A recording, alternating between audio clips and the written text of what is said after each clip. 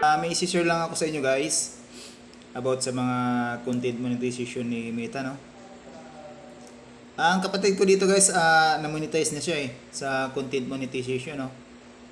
Ang bago lang siya guys, nagba-vlog, no?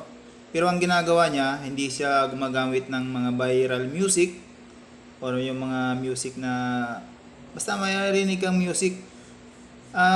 Ginagamit niya talaga, wala siyang music, no?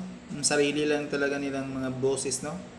Hindi sila gumagamit ng mga music kasi yun ang ayaw ni Meta, no? Hindi kanya i-monetize pag lalo na't may mga violation ka na ginagawa mo yung pinagbabawal niya, no?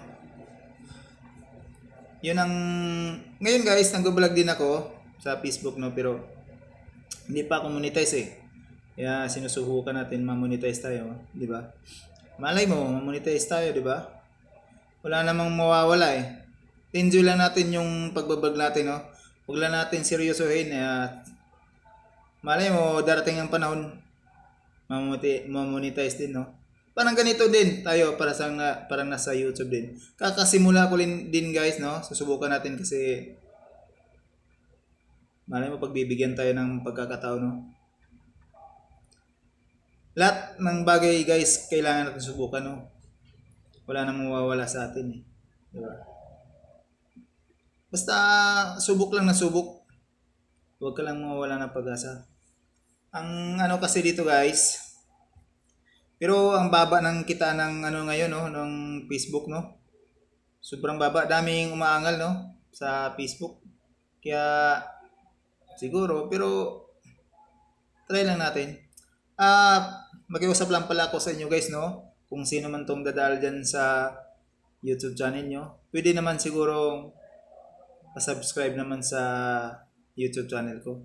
Dahil kakasimula ko lang, kung kayo din naman, nung una pagbablog nyo, wala din naman kayo mga subscriber. Diba? Kailangan natin ng subscriber di ba? Para ma-monetize tayo.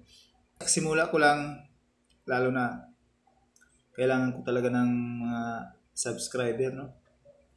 Mahirap pag nagsimula ka pa lang, siyempre wala pang kita.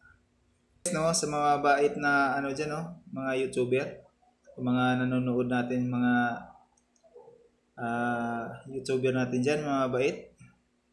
O kahit di mga YouTuber dyan, basta sa mga nakapanood, no? Pasuyo naman, baka pa-subscribe naman ang aking YouTube channel. Thank you for watching. Bye.